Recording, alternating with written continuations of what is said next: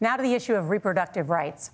Governor Walz, after Roe versus Wade was overturned, you signed a bill into law that made Minnesota one of the least restrictive states in the nation when it comes to abortion. Former President Trump said in the last debate that you believe abortion, quote, in the 9th month is absolutely fine. Yes or no? Is that what you support? I'll give you 2 minutes. That's not what the bill says. But look, this issue is what's on everyone's mind. Donald Trump put this all into motion. He brags about how great it was that he put the judges in and overturned Roe versus Wade, 52 years of personal autonomy. And then he tells us, oh, we send it to the states. It's a beautiful thing. Amanda Zaworski would disagree with you on it's a beautiful thing. A young bride in Texas waiting for their child at 18 weeks. She has a complication, a tear in the membrane. She needs to go in. The medical care at that point needs to be decided by the doctor. And that would have been an abortion. But in Texas, that would have put them in legal jeopardy. She went home, got sepsis, nearly dies, and now she may have difficulty having children. Or in Kentucky, Hadley Duvall, a 12-year-old child raped and impregnated by her stepfather. Those are horrific. Now, when God asked about that, Senator Vance said 2 wrongs don't make a right. There is no right in this. So in Minnesota, what we did was restore Roe versus Wade. We made sure that we put women in charge of their health care. But look, this is not where, if you don't know Amanda or a Hadley, you soon will. Their Project 2025 is going to have a registry of pregnancies. It's going to make it more difficult, if not impossible, to get contraception and limit access, if not eliminate access to infertility treatments. For so many of you out there listening, me included, infertility treatments are why I have a child. That's nobody else's business. But those things are being proposed. And the catch-all on this is, well, the states will decide what's right for Texas might not be right for Washington.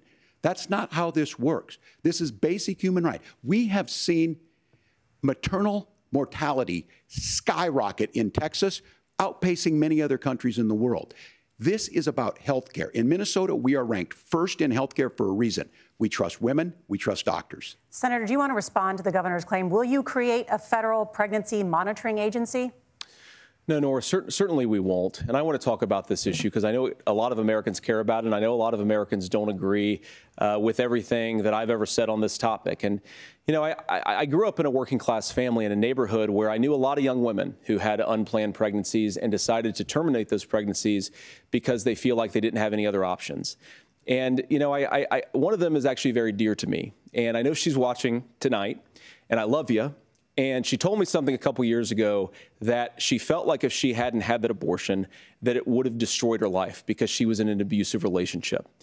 And I think that what I take from that as a Republican who proudly wants to protect innocent life in this country, who proudly wants to protect the vulnerable, is that my party, we've got to do so much better of a job at earning the American people's trust back on this issue where they frankly just don't trust us. And I think that's one of the things that Donald Trump and I are endeavoring to do.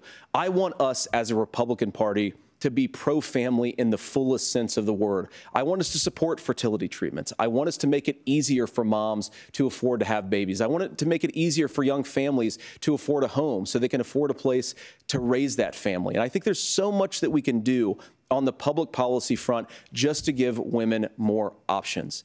Now, of course, Donald Trump has been very clear that on the abortion policy specifically, that we have a big country and it's diverse. And California has a different viewpoint on this than Georgia. Georgia has a different viewpoint from Arizona. And the proper way to handle this, as messy as democracy sometimes is to let voters make these decisions, let the individual states make their abortion policy. And I think that's what makes the most sense in a very big, a very diverse, and let's be honest, sometimes a very, very messy and divided country. Governor, would you like to respond and also answer the question about restrictions? Yeah, well, the question got asked and Donald Trump made the accusation that wasn't true about Minnesota. Well, let me tell you about this idea that there's diverse states. There's a young woman named Amber Thurman. She happened to be in Georgia, a restrictive state. Because of that, she had to travel a long distance to North Carolina to try and get her care. Amber Thurman died in that journey back and forth. The fact of the matter is, how can we as a nation say that your life and your rights as basic as the right to control your own body is determined on geography. There's a very real chance, had Amber Thurman lived in Minnesota, she would be alive today. That's why the restoration of Roe versus Wade. When you listen to Vice President Harris talk about this subject and you hear me talk about it, you hear us talking exactly the same. Donald Trump is trying to figure out how to get the political right of this. I agree with a lot of what Senator Vance said about what's happening. His running mate, though, does not, and that's the problem. Governor, your time is up. Senator, let me ask you about that. He mentioned, it was, I think, referring to a national ban. In the past, you have supported a federal ban on abortion after 15 weeks. In fact, you said if someone can't support legislation like that, quote, you are making the United States the most barbaric pro-abortion regime anywhere in the entire world. My question is, why have you changed your position?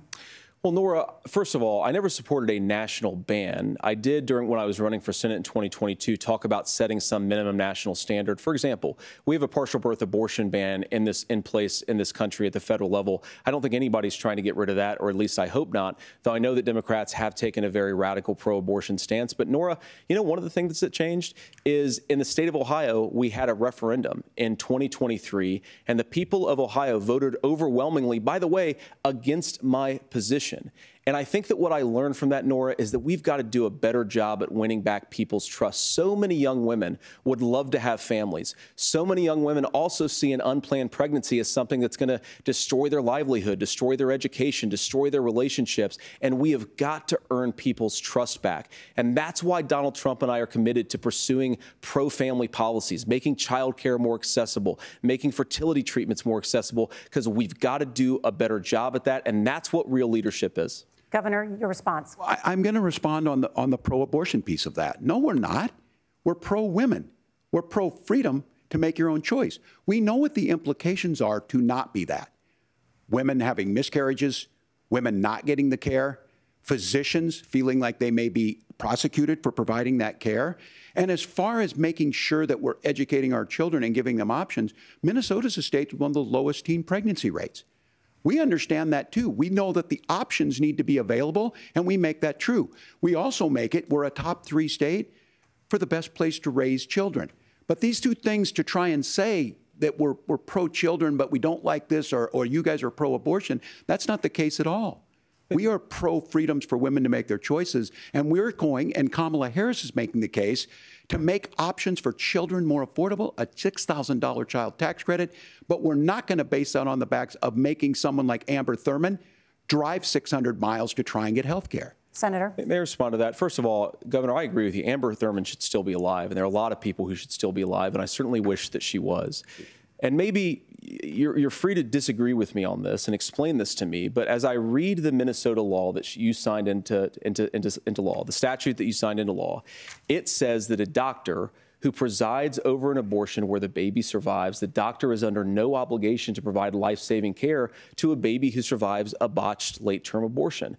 That is, I think, whether you're pro-choice or pro-abortion, that is fundamentally barbaric. And that's why I use that word, Nora, is because some of what we've seen, do you want to force Catholic hospitals to perform abortions against their will? Because Kamala Harris has supported suing Catholic nuns to violate their freedom of conscience. We can be a big and diverse country where we respect people's freedom of conscience and make the country more pro-baby and pro-family. But please.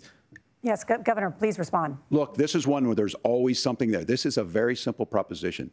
These are women's decisions to make about their health care decisions, and the physicians who know best when they need to do this. Trying to distort the way a law is written to try and make a point, that's not it at all. What was I wrong about, Governor? Please tell me, what was I wrong about? That is not the way the law is written. Look, I've given But how? I've given this advice on a lot of things, that getting involved, that's been misread, and it was fact-checked at the last debate. But the point on this is there's a continuation of these guys to try and tell women or to get involved. I use this line on this, just mind your own business on this. Things worked best when Roe versus Wade was in place. When we do a restoration of Roe, that works best. That doesn't preclude us from increasing funding for children. It doesn't increase us from making sure that once that child's born, like in Minnesota, they get meals, they get early childhood education, they get health care.